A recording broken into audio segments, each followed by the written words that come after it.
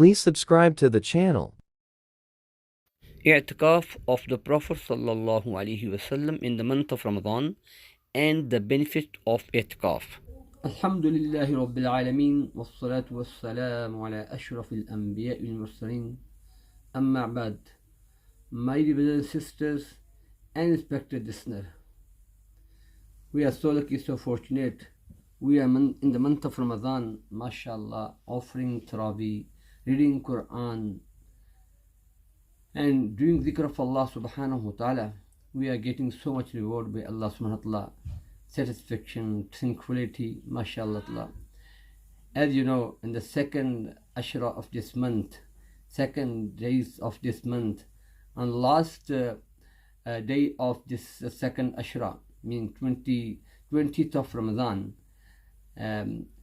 on that night we should be sitting at Kaf, the Sunnah of Rasulullah sallallahu alaihi wasallam. So recording this topic, inshallah, we talk today.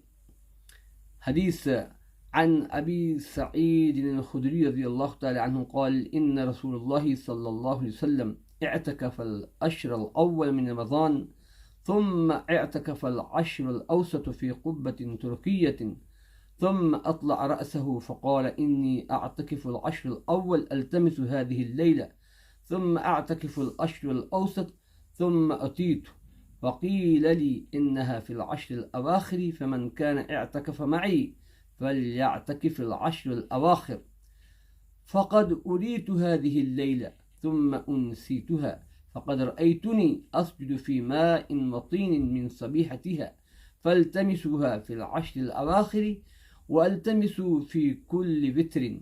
قال الراوي فمطرت السماء تلك الليلة وكانت تسرب بالسقف المسجد فبصرت عيناي رسول الله صلى الله عليه وسلم وعلى جبهته أثر الماء والطين من صبيحة 21. Abu Sa'id al-Khudri radiallahu ta'ala anhu reports that Rasulullah sallallahu alayhi wasallam once performed i'tikaf in a tent inside the masjid for the first 10 days of Ramadan. Thereafter, he extended it to the middle 10 days. Thereafter, he put his head out of the tent and said, verily, in search of Laylatul Qadr, I performed i'tikaf for the first 10 days and extended it to the next 10 days for the same purpose. Then I was told that this night is in the last 10 days. So those with me i'tikaf should also continue. This means those who are sitting with me i'tikaf, those who are doing i'tikaf with me also should continue. I had indeed been shown that night and then made to forget which one it shall be. And verily, I see myself prostrating to Allah with my forehead in mud on the morning of that night. Therefore, seek Laylatul Qadr among the last 10 nights of Ramadan. Seek it among the odd ones. Abu Sa'id radiallahu ta'ala anhu said that same night it rained, the roof of the masjid leaked, and I saw Rasulullah sallallahu alayhi wasallam performing sujood, prostration in muddy clay, and that was the morning of the 21st night. Inshallah, we will talk about Laylatul Qadr, powerful night, Shab-e Qadr, in next part. Actually, today we are talking about i'tikaf. It used to be the general practice of Rasulullah sallallahu alaihi wasallam to perform i'tikaf in Ramadan. At time, he used to remain in the mosque for the whole month and during the last year of his life. He was in i'tikaf for 20 days because he usually secluded himself in the masjid for the last 10 days of Ramadan. The ulama consider it sunnah muakkada to perform i'tikaf for that period. From the above hadith, it can be deduced that the major object behind itikaf was to search for Laylatul Qadr, Shab Qadr, powerful night. What better manner can there be for this search than to remain in ibadah all the time, as in itikaf, whether one is awake or asleep. Furthermore, in itikaf, one is free from all daily tasks and thus has all time devoted to zikrullah, the remembrance of Allah, and meditation. Throughout Ramadan, Rasulullah sallallahu alaihi wasallam remained in ibadah, and particularly when the last 10 days came along, he sallallahu alaihi wasallam set no limit in exerting himself. He sallallahu alaihi wasallam himself remained awake throughout the night and set the example of awaking up his family for the same purpose. May Allah subhanahu wa ta'ala also grant us ability also we sit in itikaf and gets reward by Allah subhanahu wa ta'ala.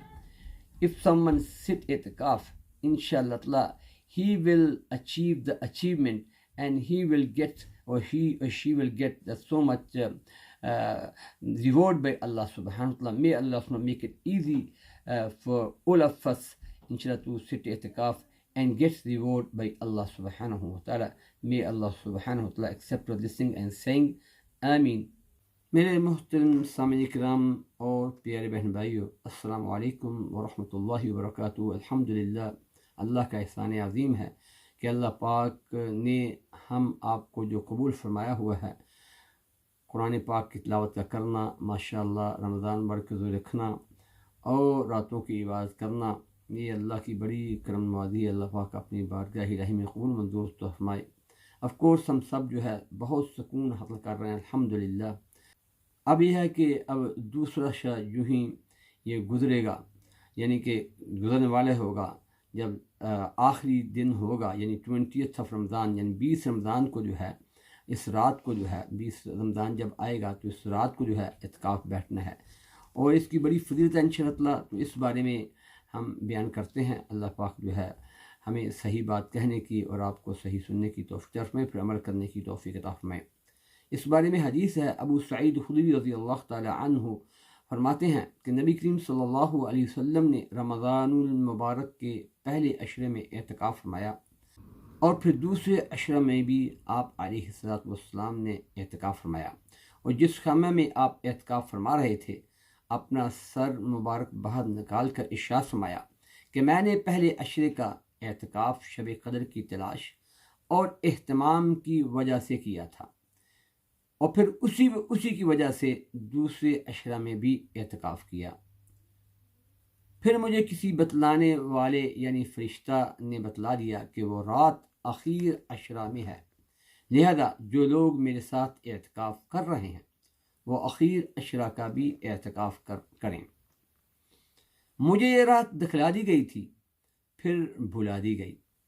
اس کی علامت یہ ہے کہ میں نے اپنے آپ کو اس رات کے بعد کی صبح میں کیچڑ میں سجدہ کرتے دیکھا، لہذا یعنی اپنے آپ کو آپ علیہ الصلوۃ والسلام نے دیکھا، لہذا اب اس کو اخیر عشرہ کی طاق راتوں میں تلاش کرو۔ راوی کہتے ہیں کہ اس رات میں بارش ہوئی اور مسجد چھپر کی تھی، وہ ٹپکی، اور میں نے اپنی آنکھوں سے نبی کریم صلی اللہ علیہ وسلم کی پیشانی مبارک پر کیچڑ دیکھا۔ یعنی راوی یہ کہہ رہے ہیں، ابو سعید خدری رضی اللہ تعالیٰ عنہ فرما رہے ہیں کہ میں نے آپ علیہ الصلوۃ والسلام کی پیشانی مبارک پر کیچڑ کا اثر 21 کی صبح کو دیکھا۔ نبی کریم صلی اللہ علیہ وسلم کی عادت شریفہ اعتکاف کی ہمیشہ رہی ہے۔ اس مہینہ میں تمام مہینہ کا اعتکاف فرمایا، اور جس سال وصال ہوا ہے اس سال 20 روز کا اعتکاف فرمایا تھا۔ لیکن اکثر عادت شریفہ چونکہ اخیر عشرہ ہی کے اعتکاف کی رہی ہے، اس لیے علماء کے نزدیک سنت مؤکدہ وہی ہے۔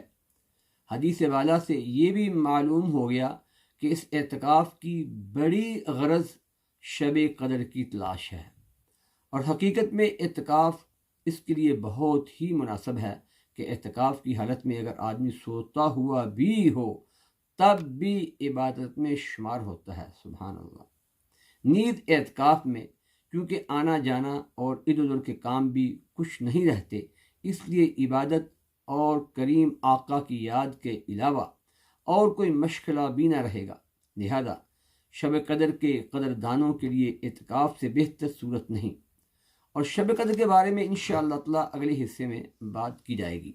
لہذا نبی صلی اللہ علیہ وسلم اول تو سارے ہی رمضان میں عبادت کا بہت زیادہ اہتمام اور کثرت فرماتے تھے، لیکن اخیر عشرہ میں کچھ حد ہی نہیں رہتی تھی۔ رات کو خود بھی جاگتے اور گھر کے لوگوں کو بھی جگانے کا اہتمام فرماتے تھے، جیسا کہ صحیحین کی متعدد روایات سے معلوم ہوتا ہے۔ بخاری و مسلم کی ایک روایت میں حضرت عائشہ صدیقہ رضی اللہ تعالی عنہا فرماتی ہیں کہ اخیر عشرہ میں حضور صلی اللہ علیہ وسلم لنگی کو مضبوط باندھ لیتے اور راتوں کا احیاء فرماتے اور اپنے گھر کے لوگوں کو بھی جگاتے، یعنی احیاء فرماتے، جگاتے کا مقصد یہ صرف ایسے ہی جاگتے رہتے، عبادت کرتے، اللہ کی خوشنودی حاصل کرنے کے لیے اللہ کی عبادت کرتے اور اللہ کو خوش کرتے۔ لنگی مضبوط باندھنے سے کوشش میں اہتمام کی زیادتی بھی مراد ہو سکتی ہے، لہذا سنت طریقے سے ایک انسان اعتکاف میں بیٹھ کر دنیا و آخرت کی بھلائیاں حاصل کر سکتا ہے۔ اللہ پاک ہم سب کو عمل کی توفیق عطا فرمائے، آمین۔ وآخر دعوانا ان الحمد للہ رب العالمین برحمتک یا ارحم الراحمین، آمین۔ Jazakallah for watching. Please like, subscribe and comment.